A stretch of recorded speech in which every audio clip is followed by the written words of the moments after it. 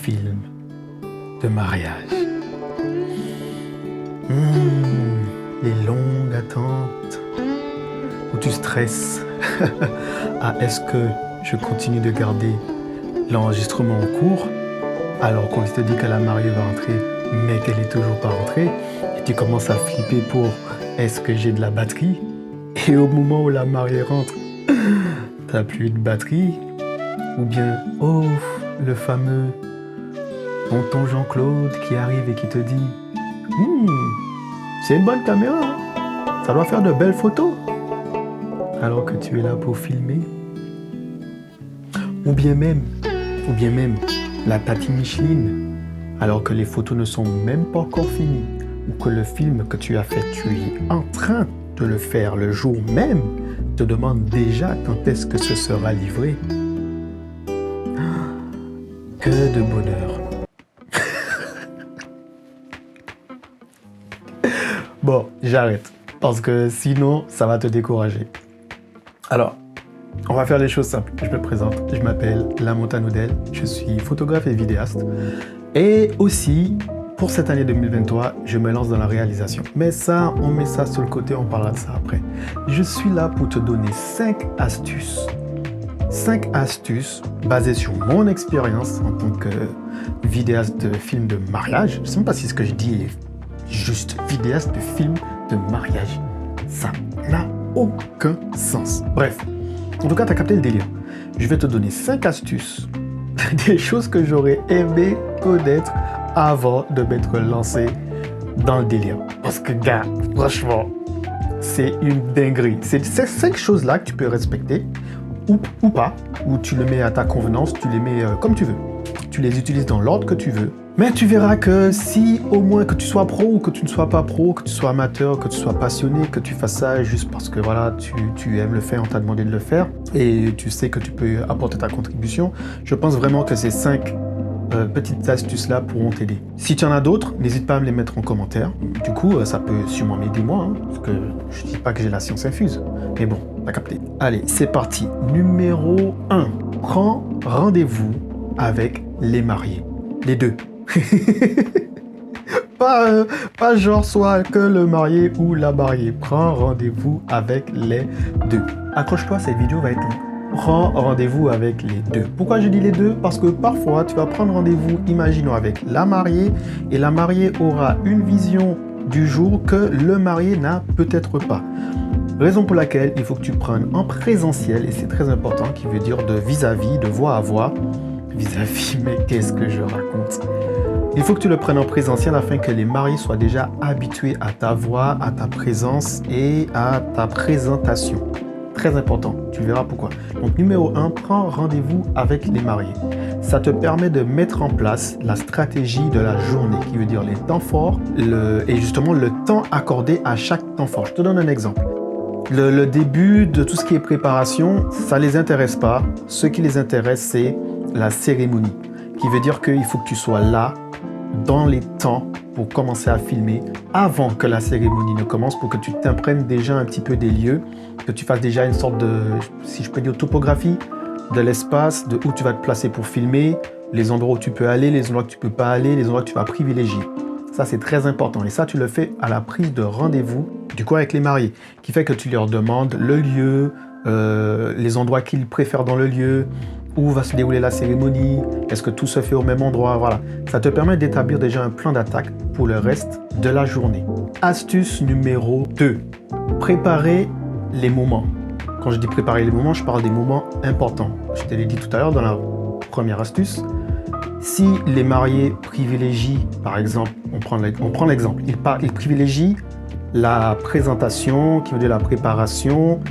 Ils veulent ce côté où on voit ce que le marié va mettre sur lui. Bref, toute la partie préparation, ils le veulent. Ça, il faut que tu le prépares.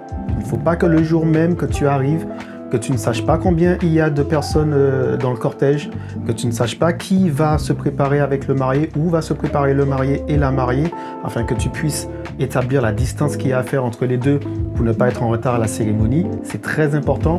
Et c'est un moment à préparer, qui veut dire que tu dois faire une mise en scène, tu dois créer, Tu dois créer un moment, tu dois rendre ce moment-là intemporel. Ça doit être magique en fait, limite. C'est très difficile les vidéos de mariage puisque c'est la vidéo, c'est ce qui va rester. Le gâteau, une fois qu'ils l'ont bouffé, ils l'ont bouffé. Mais la vidéo, elle va rester. Donc c'est de ton devoir en tant que vidéaste de créer un moment, de créer une petite cinématographie, un petit scénario, afin que ce moment-là se détache un peu de ce qui va se passer dans la cérémonie où tu seras un peu plus dépendant de ce qui se passe. Là, tu as tout en main, tu peux préparer ta scène, tu peux préparer le marié, tu peux positionner ta lumière s'il le faut, si c'est possible, bien sûr, selon le budget justement de ce mariage-là et du lieu, bien évidemment. Voilà. Si tu n'as pas d'endroit pour le faire, ben, ça va être un peu bizarre de te le dire comme ça, mais il faudra que tu en crées un. Franchement, il faut créer et préparer au mieux ce moment. Donc, n'hésite pas à demander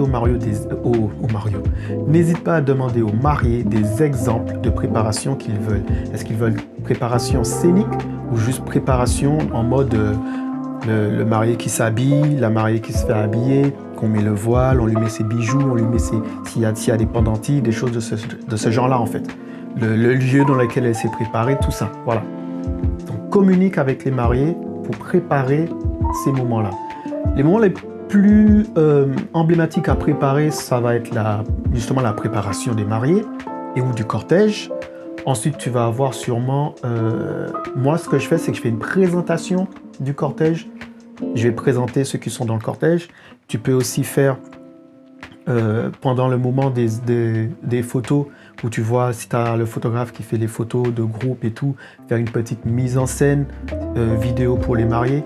Voilà, tu es vraiment libre de faire comme bon te semble, tant que ça va avec l'idée et avec le thème et avec la structure du mariage.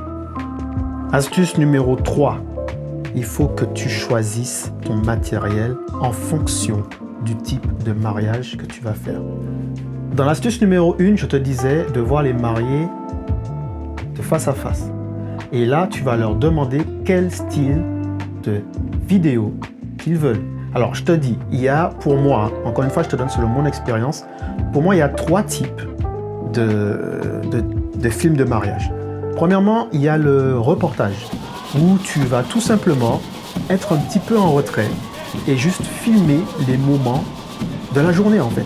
Prendre des petits moments volés à droite et à gauche, des discours, des échanges. Surtout, ne rate pas l'essentiel, qui veut dire entrée du cortège, de la mariée, échange des vœux, d'alliance, le fameux bisou, la sortie, première danse des mariés, échange s'il y a de cadeaux, échange avec les invités et le petit passage traditionnel de l'échange de gâteaux, tu sais, la petite coupe. Voilà, ça c'est les choses basiques. Mais entre ça, tu vas agrémenter de petits moments choisis que tu auras un petit peu pris à droite et à gauche pour donner un côté reportage. Ça va faire un peu, tu étais là, troisième personne qui était comme si tu étais un invité et qui regardait la vidéo et qui regardait le moment avec tout le monde. Ça, c'est pour moi le premier type de vidéo que tu peux présenter. Tu as le deuxième, un petit peu film. En fait, pour moi, film, c'est le mélange entre le reportage et la troisième catégorie. Le film, ça va être, tu auras un peu plus de scénario, qui veut dire que tu auras mis, pendant la préparation, un petit scénario, une petite mise en scène avec le marié ou avec le cortège. Ça peut avoir une mise en scène après la cérémonie, pendant la cérémonie ou après la cérémonie. Genre, tu fais comme si le marié, il cherche la mariée, il s'habille. Bref, tu fais comme tu veux, tu peux le voir avec les mariés en amont, discuter avec eux s'ils veulent un film de mariage. Et pour moi, ça, c'est la deuxième catégorie. Et la troisième catégorie, pour moi, c'est un clip. Moi, ce que j'appelle clip de mariage, c'est que tu vas prendre que les moments importants que tu vas synchroniser sur une musique choisie par les mariés et que tu vas délivrer ensuite. Comme un clip. Ils vont choisir, par exemple, quatre chansons qu'ils aiment. Ils ont choisi pour la cérémonie, pour la fête, ou bien pour le dîner, ou bien pour la première danse. Et toi, ton but, ce sera de récolter des images qui expliquera la journée et de synchroniser avec la musique. Voilà. Quatrième astuce. Et là, c'est l'astuce personnelle. Ça, c'est mes astuces en tant que moi. Franchement, c'est par rapport à ma personnalité et à mon regard sur le taf à faire. la manière que tu vas te présenter, c'est très important. Donc, choisis une tenue qui te correspond le mieux et qui est aussi assez pratique pour le jour même. Ne va pas t'habiller en mode diva et tu seras incapable de suivre et de te baisser ou tu seras inconfortable de prendre certaines positions. Moi, ce que je fais, c'est vraiment ma vision. Je m'habille d'une manière, mais qui n'a rien à voir avec ni un vidéaste, ni avec, entre guillemets, quelqu'un qui assisterait à une cérémonie de mariage. Je m'habille vraiment selon ma vision de ma personnalité. J'ai une manière de m'habiller sur les mariages. Je vais te donner la raison pour laquelle je m'habille ainsi. C'est tout simplement pour que les invités puissent reconnaître tout de suite que je ne suis ni un membre de la famille, ni un invité, que je suis vraiment quelqu'un d'à part de l'événement, mais en même temps, je m'inclus dedans. Mais j'ai une tenue atypique, qui fait que quand tu me vois, et surtout tu me vois avec mon matériel, tu te dis « Ah, c'est pas un invité, et vu son matériel, ça doit être le caméraman, parce qu'au préalable, je me serais présenté aussi aux autres prestataires, et ainsi qu'aux autres membres de la famille. Ça va t'éviter d'avoir le tonton Jean-Claude qui vient avec son iPad devant toi pendant que tu filmes, ou tata Jacqueline qui va aller récupérer son Huawei pour prendre le bisou, ou, celui-là c'était le plus dur, d'avoir directement le père de la mariée en plein dans le champ pendant le bisou. Et toi, tu n'as pas eu le temps de filmer parce qu'il s'est mis avec son iPad en plein milieu de l'allée. C'est très important comment tu vas te présenter puisque ça te permettra d'avoir un certain respect des autres. Ça évitera que les gens viennent t'importuner parce qu'il ne faut pas oublier une chose, tu es là pour délivrer un résultat. Ceux qui sont et qui ont leur téléphone dans leurs mains, ils vont avoir juste une story Instagram pour la plupart ou des souvenirs dans leur téléphone. Toi, à la fin, tu as un résultat à délivrer. Il faut que tu t'imposes, il faut que tu marques ta présence. Il faut clairement que les gens comprennent que tu n'es pas là entre guillemets pour t'amuser, mais tu es là sur demande des mariés, donc tu n'es pas là par hasard. Ça, c'est l'une de mes plus grandes erreurs que j'ai faites, c'était de ne pas m'imposer sur certaines cérémonies de mariage, qui fait que parfois j'avais des gens devant moi et c'était très difficile pour moi d'avoir un bon plan, un bon cadre et d'être assez stable pour filmer. Ce qui me fait arriver sur la 5e et dernière astuce, choisis intelligemment ton matériel. C'est vrai que fais avec ce que tu as, souvent je le dis, mais par rapport à certains types de mariages que tu vas peut-être faire, il est bon pour toi de louer du matériel en plus. Pourquoi je te dis ça? Ça m'est déjà arrivé sur certains mariages de voir que un truc tout bête qui m'est arrivé, c'est qu'à l'entrée, la mariée a tapé un sprint. Un sprint. Elle était pressée de rentrer. Elle a pété un sprint dans l'allée. Et vu que j'étais en handle, qui veut dire que j'étais à main levée, je n'avais pas de stabilisation, je lui ai couru après, mais l'image n'est pas stable parce que je n'étais pas préparé. Pour moi, on en avait discuté, c'était une entrée très calme, la musique était très calme, mais au dernier moment, elle a pété un sprint. J'aurais été sur un stabilisateur électrique, qui veut dire une gimbal, je pense que j'aurais pu avoir une meilleure image et une meilleure vidéo, un meilleur rendu que ce que j'ai eu. Après, c'était pas dégueulasse parce que le fait que j'ai bien choisi mon matériel, ça m'a permis de pouvoir le rattraper en post-production. Pour donner une petite analyse, je filmais en 4K 50 images par seconde.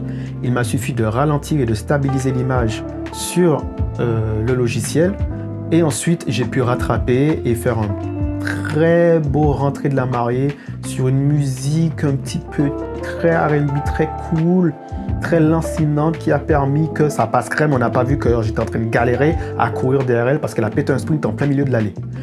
Choisis bien ton matériel, c'est très important.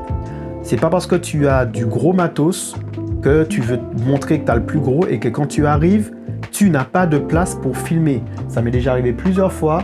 J'arrive avec toute mon installation qui veut dire, tu le vois là, qui est juste là, la caméra.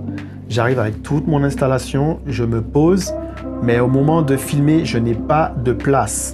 J'ai dû aller tout désinstaller, prendre la caméra à la main pour filmer. Généralement, sur les mariages, je filme avec mon GH5, ce qui me permet de faire du 120 images par seconde, 50 images par seconde aussi, à une très bonne résolution, très belle gestion des couleurs, une très bonne plage dynamique, une vidéo que j'ai énorme, j'ai un très bon rendu. Et ce qui est bien, c'est qu'il est assez petit et il passe partout. Je vais te le montrer. Et à l'instar de ma Blackmagic, qui lui prend beaucoup plus de place, c'est compliqué parfois de prendre certaines images. Donc, tout ce que je t'ai dit, si tu suis bien, de la première à la 5e astuce, ça peut t'aider. Et si tu suis ce cheminement-là, tu te rends compte que tu peux mieux gérer ensuite ta journée, ta cérémonie, ta préparation, le soir de l'événement, le jour de l'événement en lui-même. Voilà, c'était 5 astuces selon mon expérience en tant que vidéaste de mariage que j'ai voulu te transmettre. C'est une petite vidéo, je ne sais pas combien de temps elle a fait. Tu auras souvent des vidéos de ce style-là sur ma page. On parlera de la 7R3 parce que c'est ce que j'ai en photo. On parlera du GH5 parce que c'est ce que j'ai en vidéo. Et on parlera aussi de la Blackmagic 6K Pro car c'est ce que j'ai comme matériel. Voilà. On parlera aussi du Ronin M. On parlera aussi on parlera de plein de choses. Je te donnerai toutes mes astuces, toute mon expérience. Et voilà quoi. Donc si tu es intéressé par ce genre de vidéo, n'hésite pas à mettre un commentaire pour me donner des idées de ce que tu aimerais voir sur cette page. Sur cette chaîne, il y a énormément de choses qui vont sortir. J'ai la partie avec mon épouse où on parle entre nous.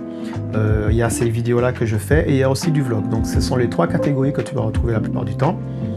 Donc sur ce, je te souhaite un agréable dimanche parce que je pense que cette vidéo-là sortira dimanche. J'essaierai d'être régulier. Et on se donne rendez-vous à la prochaine vidéo.